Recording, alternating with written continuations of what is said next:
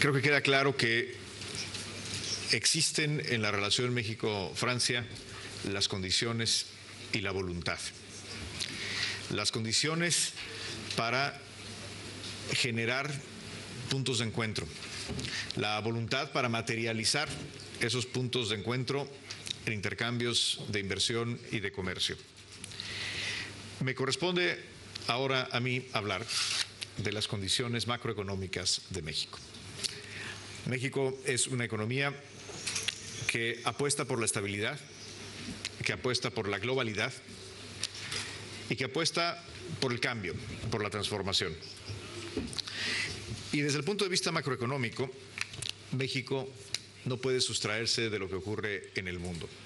Un mundo que genera oportunidades, pero que también presenta retos muy relevantes para nuestra actualidad macroeconómica. Permítanme empezar, y voy a ver si sí funciona esto. Perfecto.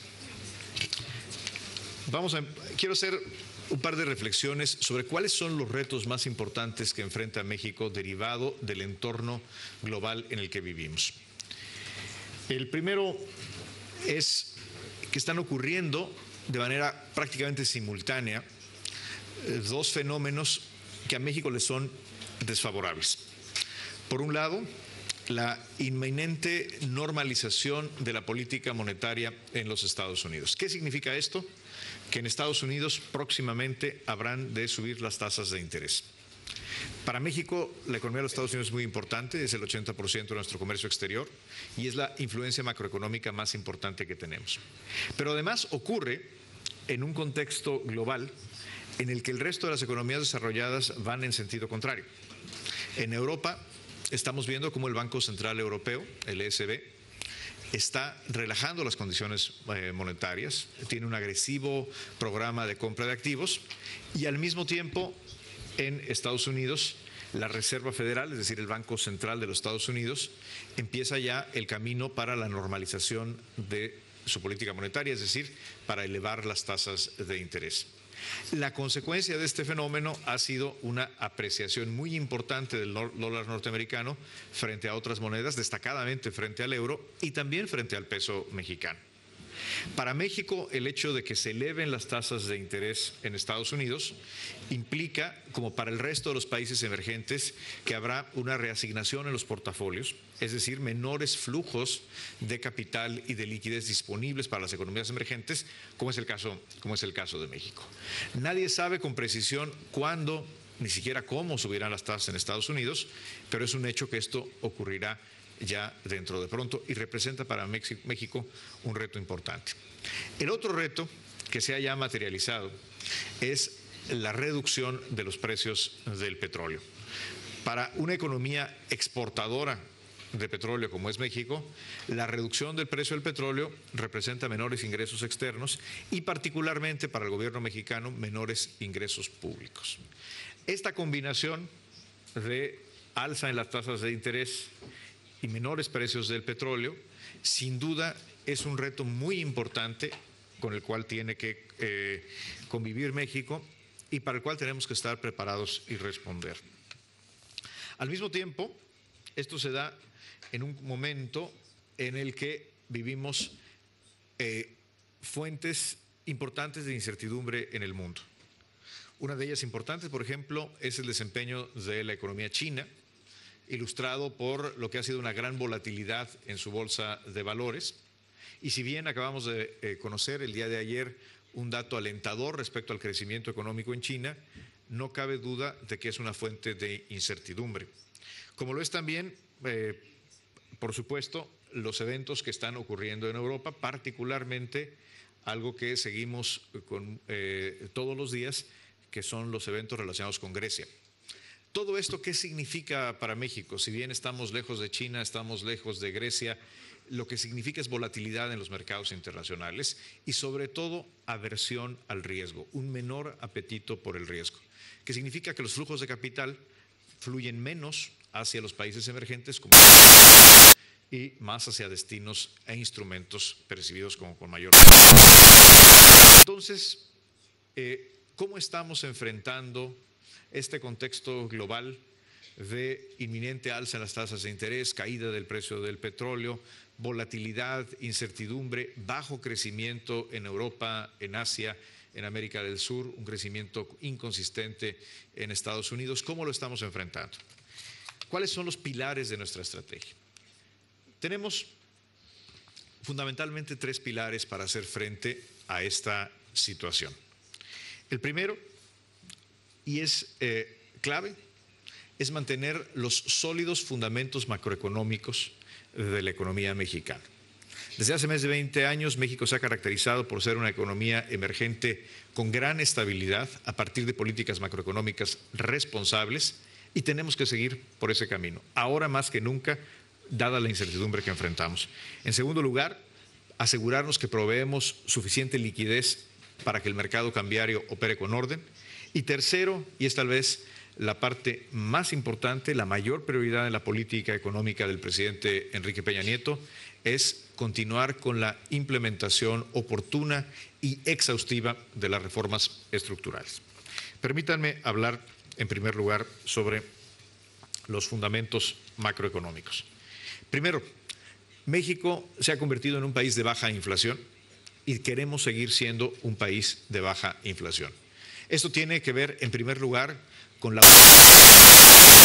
de años, 22 años, el constituyente le otorgó a nuestro Banco Central, al Banco de México, y el gran trabajo que lleva a cabo todos los días el Banco de México, que ha establecido credibilidad en la política monetaria. Pero también la inflación en los últimos meses se ha visto beneficiada por los efectos de las reformas, particularmente por la reducción en los precios en las telecomunicaciones y en los energéticos, tanto en la electricidad como en el que ya no están subiendo los precios del diésel, de la gasolina o del gas licuado. Las expectativas de inflación se mantienen bajas y esta seguirá siendo una prioridad de la política macroeconómica, que México siga siendo un país con política monetaria sólida y creíble. En segundo lugar, responsabilidad en el manejo de las finanzas públicas. Y aquí me quiero referir a dos componentes, el componente de los ingresos y el componente del gasto. En materia de ingresos, en 2013 México realizó una importante reforma tributaria que ha permitido generar una disminución de nuestra dependencia de los ingresos petroleros. El dato es francamente relevante. En 2012, el 39.4%, es decir, el 40% de los ingresos del gobierno federal eran ingresos derivados del petróleo. En el primer trimestre de 2015, esta misma cifra era solamente de 16%. Es decir, en un periodo de 3 años hemos disminuido nuestra dependencia de los ingresos petroleros del 40% al 16%. ¿Cómo se logró esto? Es la combinación de dos cosas, una buena y una mala. La mala es que cayó el precio del petróleo. La muy buena es que ha crecido de manera muy importante nuestra recaudación tributaria no petrolera como porcentaje del Producto Interno Bruto. De hecho, los ingresos tributarios no petroleros como porcentaje del Producto Interno Bruto han pasado del 9.15 en 2013, antes de la reforma hacendaria, al 15.3 en 2013. Y todas son cifras para los primeros trimestres para que sean comparables. Es decir, hemos avanzado gracias a la reforma hacendaria, que como todas las reformas que implican alzas de impuestos son controversiales, no necesariamente es la más popular de las reformas. De hecho, puedo afirmar aquí en presencia de los líderes empresariales de mi país que es la menos popular de las reformas. Sin embargo, cumple un propósito. Y cumple un propósito que hoy es evidente cuando vemos qué le ha pasado al precio del petróleo, qué está ocurriendo en el entorno internacional. Hoy, la recaudación tributaria de México es una fuente de estabilidad y eso vale mucho para el buen desempeño de la economía mexicana y de las empresas mexicanas. Por el otro lado está el lado del gasto. Ante la caída en el precio del petróleo, una caída que fue muy rápida, ocurrió en unos cuantos meses, imprevista, pero sobre todo que nosotros estimamos es de carácter no transitorio, es decir, no se va a revertir en los próximos meses porque creemos que es producto de factores estructurales, fundamentalmente por el lado de la oferta.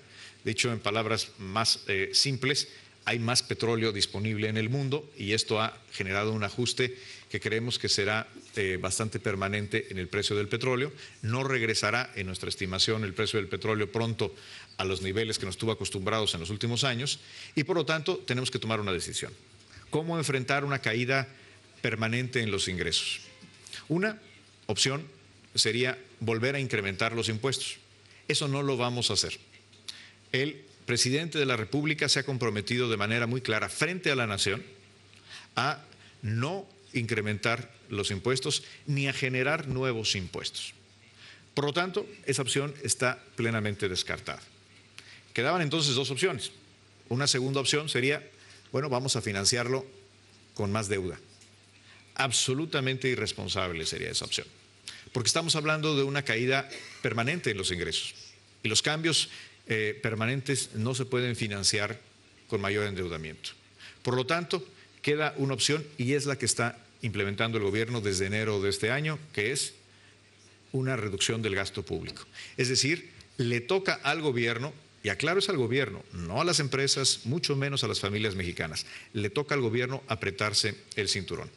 Lo hemos hecho primero anunciando una reducción del gasto público de equivalente al 0.8% del Producto Interno Bruto, 124,000 millones de pesos en enero, y anunciando que para el próximo año haremos otro tanto de alrededor también de 0.8% del Producto Interno Bruto, lo cual nos dará en combinación una reducción del gasto del gobierno de alrededor de 1,5% del PIB. Es decir, es una reducción muy relevante del gasto. ¿Y dónde queremos hacer esa reducción del gasto? Queremos aprovechar la oportunidad para revisar a detalle, de manera exhaustiva, cómo está la calidad del gasto público, dónde está gastando el gobierno. Y es una oportunidad entonces la caída del precio del petróleo para revisar dónde tenemos duplicidades, dónde hay programas de gasto público que ya no cumplen su propósito, o que están mal evaluados, o que son regresivos respecto a la redistribución del ingreso y la riqueza. Veamos qué áreas de gobierno están duplicando funciones, cuáles ya no tienen razón de ser, o incluso qué áreas se pueden eliminar. Este ejercicio de revisión exhaustiva del gasto público, que hemos denominado un presupuesto base cero, importando un concepto que es popular en el sector privado, que no, significa precisamente eso, atrevernos a revisar rubro por rubro, renglón por renglón, dependencia por dependencia, cómo estamos gastando. A final de cuentas, la reducción del precio del petróleo la podemos convertir en una oportunidad si a partir de ella logramos una mayor fortaleza permanente de las finanzas públicas y sobre todo un gobierno que gasta mejor. Este es un proceso laborioso, es un proceso que no se hace en un día, empezamos en enero, habremos de entregar nuestra propuesta al Congreso de la Unión en septiembre y estamos trabajando en ese sentido. La otra cosa que estamos haciendo es ahorrando recursos. Tuvimos una utilidad no esperada del Banco de México, porque el Banco de México a final de cuentas tiene un dueño que es el Estado mexicano y cuando genera utilidades las debe de transferir al gobierno de la República. Esto ocurrió en marzo de este año e hicimos algo que nunca se había hecho. En lugar de aplicarlas al gasto público este año, las pusimos en una cuenta, en un fideicomiso y las tenemos ahorradas para el próximo año. Y el año entrante las vamos a utilizar exclusivamente en proyectos de infraestructura con participación del sector privado. Quiero referirme también en materia de estabilidad a la deuda pública mexicana. México es un país con bajo endeudamiento. La deuda pública mexicana alcanza, medida en su clasificación más amplia, alcanza el 44% del Producto Interno Bruto, que esto se compara muy favorablemente con otras economías, por supuesto con el promedio europeo, pero también con el promedio latinoamericano o el promedio de la OSD. Pero más allá de hablar del bajo nivel de endeudamiento, déjenme compartir con ustedes algunas cifras sobre el perfil de nuestra deuda. En primer lugar, tenemos una baja exposición al riesgo de tasas de interés. Esto quiere decir el 83%, casi 84% de nuestra deuda está contratada a tasa fija. Esto es sumamente importante en un entorno de volatilidad de las tasas de interés, particularmente ante el incremento posible de las tasas en Estados Unidos. 84% de nuestra deuda está a tasa fija. Segundo, tenemos una baja exposición al riesgo cambiario. El 78% de nuestra deuda pública está contratada en pesos mexicanos. Esto es un cambio fundamental de cómo eran las cosas, por ejemplo, hace 20 años cuando se registró la crisis que en el mundo se conoció como la crisis del tequila, donde casi toda la deuda pública estaba denominada en dólares. Y por lo tanto, cuando el peso mexicano perdió valor frente al dólar, en automático creció la deuda. Ahora no, la deuda mexicana está financiada fundamentalmente en pesos en el mercado doméstico. Y finalmente, el plazo. Nuestra deuda tiene un plazo de los más largos en el mundo, mucho más largo que el plazo promedio en la OECD. Nuestra deuda tiene un plazo promedio de 8 años. ¿Esto qué implica? Que no tenemos un riesgo inminente de refinanciamiento. De hecho, cubrimos todas nuestras necesidades de financiamiento externo para este año desde el mes de abril con la emisión de un bono en el mercado europeo, un bono por 1.500 millones de euros a un plazo de 100 años. México es uno de los muy pocos países que tiene la condición crediticia para acceder a colocaciones de este tipo. Lo hicimos de manera exitosa a una tasa de interés históricamente baja y que contribuye a este objetivo, reducir el riesgo de refinanciamiento en la deuda mexicana. Estas medidas son muy importantes: la política monetaria, la política fiscal, la política de endeudamiento público, para generar la estabilidad fundamental de la cual depende todo lo demás. La estabilidad macroeconómica como pilar de nuestra competitividad, de nuestra capacidad para atraer inversiones, de nuestra capacidad para hacer comercio. Ahora bien, el segundo pilar para construir estabilidad en un entorno volátil en el mundo es asegurar que tengamos un mercado cambiario que funciona bien. México hace 20 años dejó de ser un país que interviene en su mercado cambiario. Desde hace un poquito más de 20 años, el valor del peso mexicano ya no lo determina el gobierno, ya no lo determina ni la Secretaría de Hacienda ni el Banco de México, lo determina el mercado. Y tenemos hoy un mercado ampliamente líquido, y lo que nuestra prioridad desde el punto de vista de política macroeconómica es que el mercado por el peso mexicano funcione bien, funcione con orden y sobre todo con amplia liquidez, aún en los episodios de mayor volatilidad. Y para ello tenemos reservas internacionales muy amplias. Tenemos 193,000 millones de dólares en reservas internacionales y además, en caso de que fuera necesario, tenemos una línea de crédito flexible con el Fondo Monetario Internacional. Somos uno de los pocos países que ha logrado obtener este producto del Fondo Monetario Internacional para proveer hasta 70,000 millones de dólares adicionales en liquidez. Es decir, tenemos listos 260,000 millones de dólares listos para proveer de liquidez para el buen funcionamiento del mercado por el peso mexicano. Y finalmente, nuestra agenda de reformas. Como lo explicó ya el presidente de la República y muy generosamente también el ministro Emmanuel Macron se refirió a esta agenda sin precedentes de cambios transformadores en la economía mexicana, que hoy empiezan a tener algunos efectos ya perceptibles en la economía mexicana. Disminución en las tarifas eléctricas. Este mes de enero es la primera vez que se tiene registro en la historia de México en que no empieza el año con un alza en las tarifas eléctricas para las familias mexicanas. Por el contrario, por primera vez, y aquí está el director general de la Comisión Federal de Electricidad, no me dejará mentir, por primera vez empezamos el año con una reducción de tarifas eléctricas. Para la industria, en el año tenemos acumulada ya una disminución de 28% en las tarifas eléctricas. Dice el gobernador de Chihuahua hasta un 35% en su estado. Me da mucho gusto, señor gobernador. En tarifas telefónicas hemos reducido ya lograron una reducción del 40% en la larga distancia internacional, 11% en telefonía móvil, 4% en telefonía fija. Es decir, abrir a la competencia la industria de las telecomunicaciones empieza ya a reflejarse en el bolsillo de las familias mexicanas. A final de cuentas, lo que buscan las reformas estructurales es abaratarle la vida a las familias mexicanas y empezamos a ver los primeros resultados alentadores. Déjenme referirme también a un dato muy importante que deriva sobre todo de otras reformas que no se han mencionado esta mañana, que es la reforma financiera. Una reforma que tiene como objetivo que en México haya más crédito y más barato. ¿Cómo vamos ahí?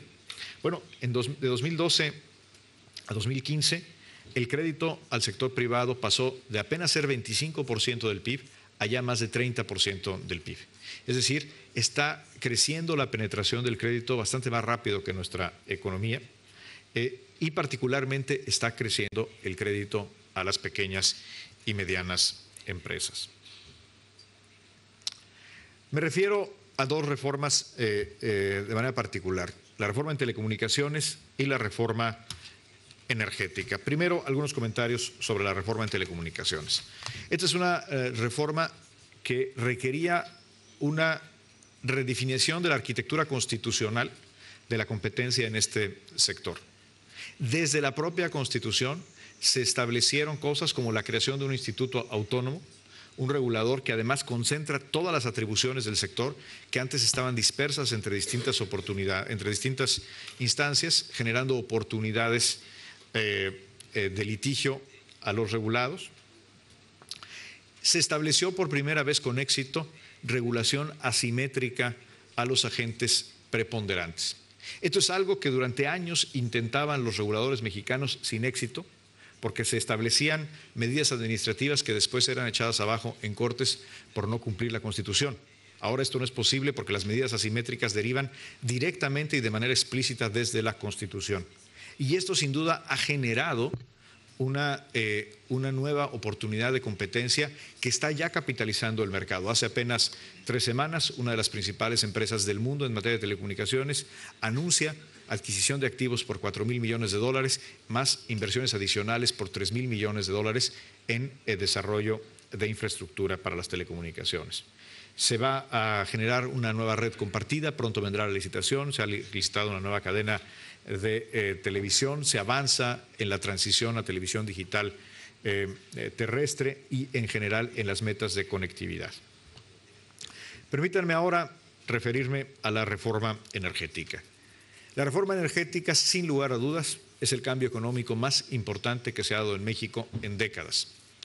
La reforma energética implica cambiar un paradigma en el cual la Constitución establecía un modelo cerrado a la participación privada a partir de monopolios estatales, uno en electricidad y otro en petróleo, y que ahora, a partir de este profundo cambio constitucional y en nuestras leyes, permite la amplia participación del sector privado en toda la cadena productiva de la energía, tanto en la producción de petróleo y gas, como en su transporte, refinación, transformación y, por supuesto, en el mercado eléctrico.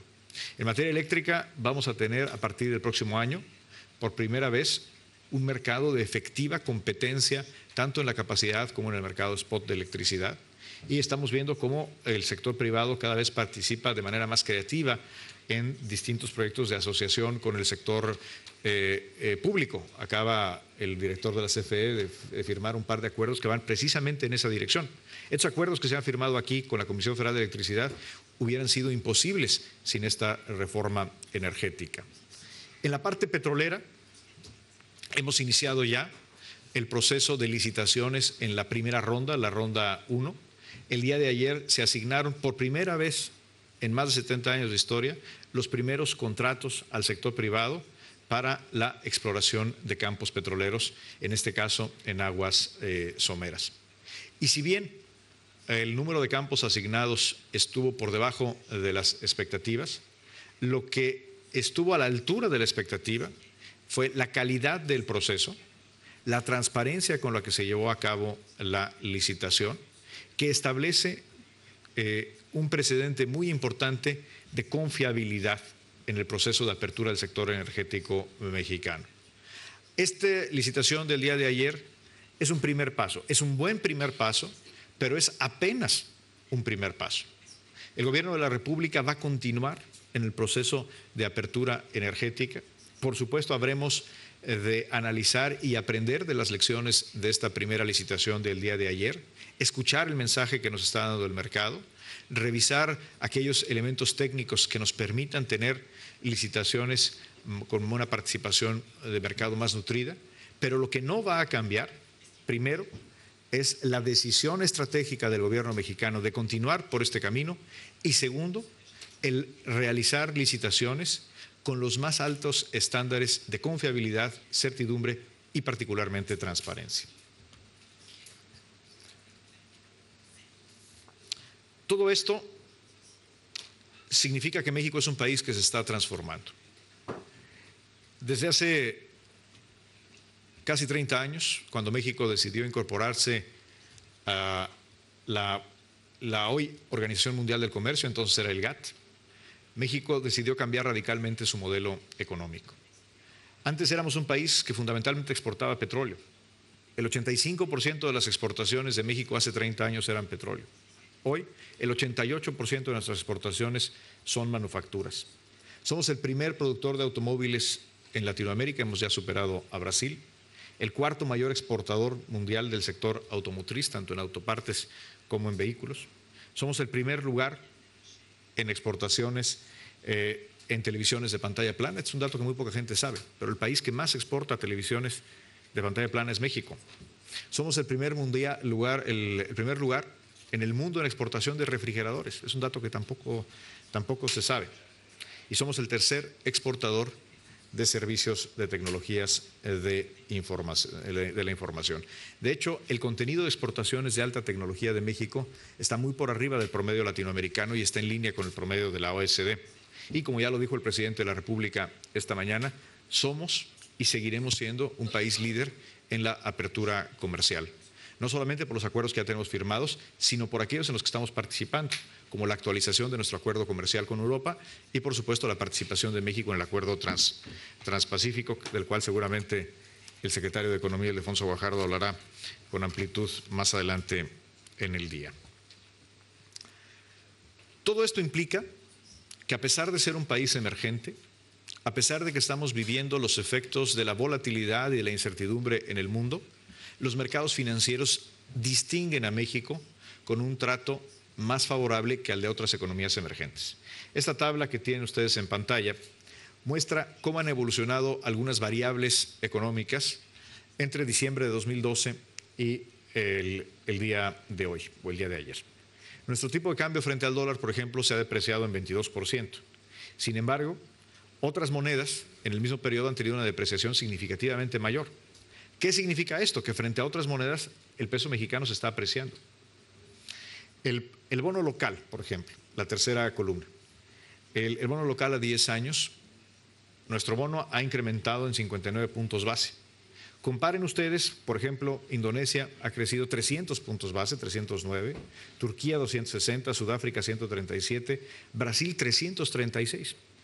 Es decir, la prima de riesgo que está pagando hoy la economía mexicana en un entorno más volátil, claramente se diferencia, es menor que la que están exigiendo los mercados hacia otras economías emergentes.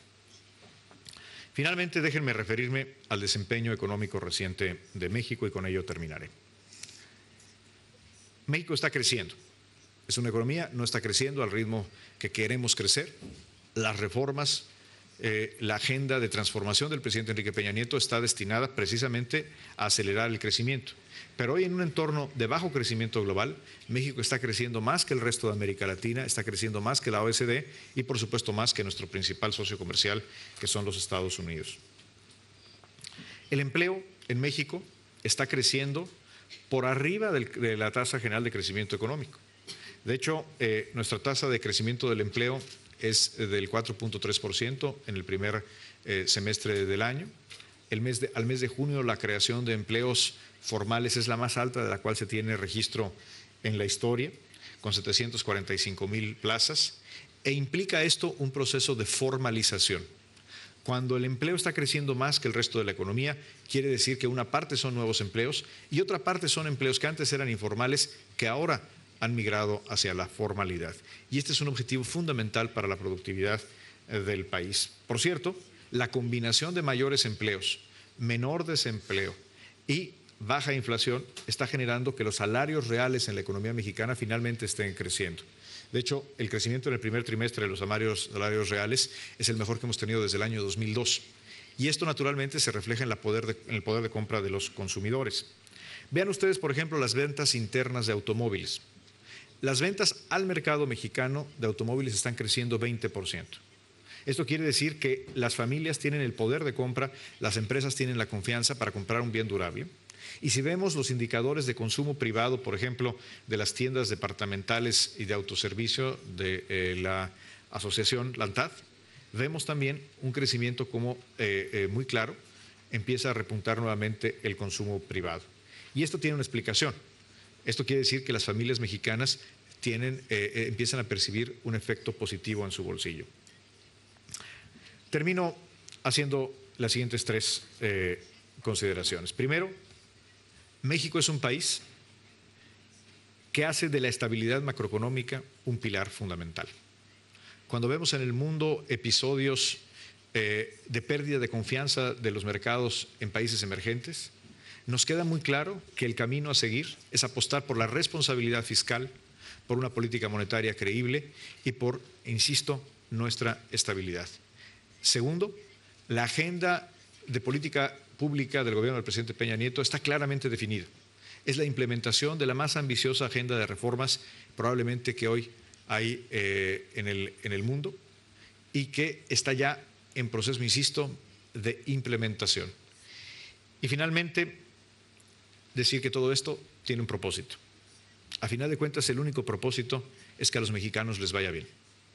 Que a través de la estabilidad, de las reformas, de la productividad, esto se traduzca en que las familias mexicanas, en que las empresas mexicanas tengan mejores condiciones de desarrollo y que esto se refleje en una mayor calidad de vida.